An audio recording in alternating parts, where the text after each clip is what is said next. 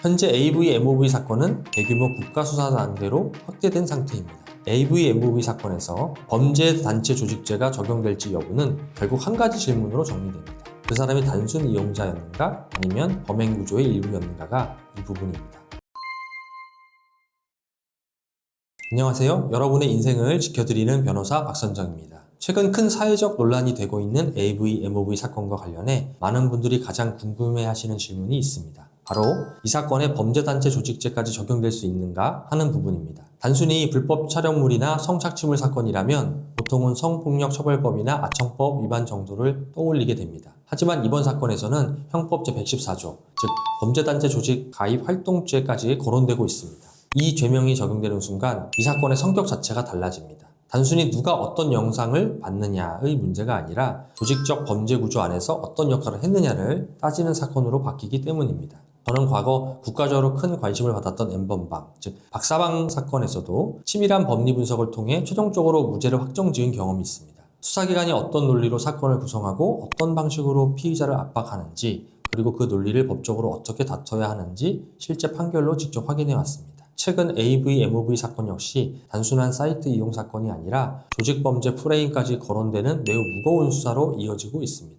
그래서 오늘 영상에서는 AV-MOV 사건에서 왜 범죄단체 조직죄가 문제되는지, 그리고 어떤 경우에 이 죄명이 실제로 적용될 수 있는지 설명드리겠습니다.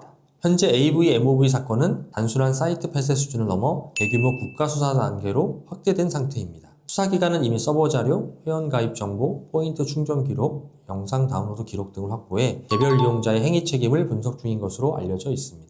이번 사건은 단순히 사이트를 차단하는 수준이 아니라 실제 이용자 전반의 형사 책임까지 검토하는 단계로 진행되고 있다고 하는데요. 즉, 이 사건은 단순 이용 여부가 아니라 각 사람이 어떤 방식으로 이용했는지가 핵심 쟁점이 될 가능성이 큽니다. 형법 제114조는 범죄를 목적으로 하는 단체나 집단을 조직하거나 그 안에 가입해 활동하는 경우를 처벌하는 규정입니다. 이 조항의 특징은 실제 범행이 발생했는지 여부와 별개로 조직에 가담한 사실만으로도 처벌이 가능하다는 점입니다. 그래서 수사기관이 보이스피싱 조직, 불법 도박 사이트 조직, 대포통장 유통 조직과 같은 사건에서 이 조항을 적극적으로 적용해 왔습니다. 왜냐하면 이런 범죄는 개별 행위를 하나씩 입증하기보다는 전체 구조를 하나의 조직 범죄로 보는 것이 수사에 훨씬 유리하기 때문입니다. 여기서 중요한 개념이 하나 있습니다. 바로 범죄단체와 범죄 집단의 차이입니다. 많은 분들이 범죄단체라고 하면 조직폭력배처럼 엄격한 위계질서, 내부규율, 지휘체계 같은 요소가 있는 조직을 떠올리실 겁니다. 하지만 최근 디지털 범죄에서는 이 정도까지 강한 조직 형태가 아니더라도 공동된 범죄 목적이 있고 역할 구분이 존재하며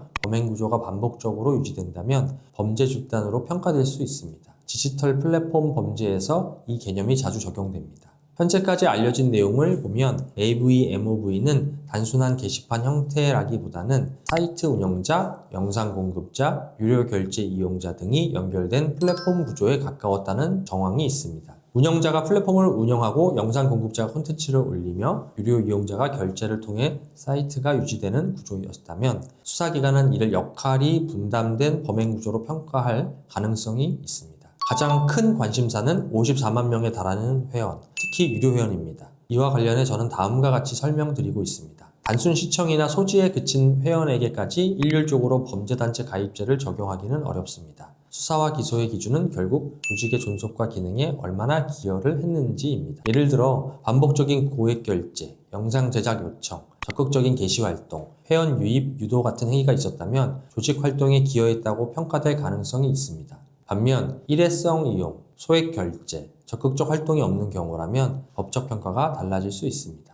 또 하나 중요한 포인트는 이용 단계가 어디까지 갔느냐입니다. 한번 사이트에 들어가 본 것과 회원 가입을 하고 포인트를 충전하고 실제 영상을 다운로드한 것은 법적으로 무게가 다를 수밖에 없습니다. 특히 회원 가입과 결제, 다운로드까지 이어졌다면 수사기관은 이를 단순 호기심 차원의 접근이 아니라 보다 분명한 이용 행위로 볼 가능성이 높습니다. 그래서 이 단계부터는 우발적으로 본 것뿐이다. 이런 설명만으로는 충분하지 않을 수 있습니다. 수사기관은 보통 다운로드 기록, IP 로그, 결제 정보 같은 자료를 함께 살펴보면서 이용자의 관여 정도를 판단하게 되는데요. 그 중에서도 다운로드 기록은 실제로 어떤 방식으로 이용했는지를 보여주는 중요한 판단 자료가 될 수 있습니다.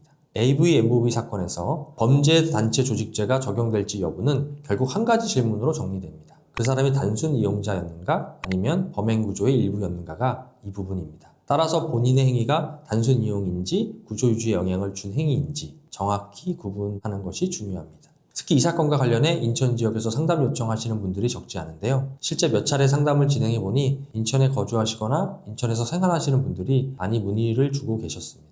AV, MOV 수사를 경기 남부경찰청에서 진행한다 하더라도 인천 지역 분들이라면 인천 지역 변호사와 상담하고 사건을 진행하는 것이 오히려 훨씬 실질적 도움이 될 수 있습니다. 형사사건은 단순히 한 번 상담하고 끝나는 일이 아니라 의뢰인과 자주 만나고 상황을 긴밀하게 공유하면서 대응 방향을 계속 조율해야 하는 경우가 많기 때문입니다. 그래서 집이나 직장과 가까운 곳에서 편하게 상담받고 필요할 때 빠르게 논의할 수 있는 변호사를 선임하는 것이 사건 대응에서 가장 중요한 장점이 될 수 있습니다. 저는 지금까지 수많은 형사사건에서 의뢰인의 상황을 법의 언어로 정리하여 왔습니다. 여러분의 사건도 끝까지 함께하며 최선의 결과를 만들어 가겠습니다. 당신과 끝까지 함께하는 변호사 박선정이었습니다. 감사합니다.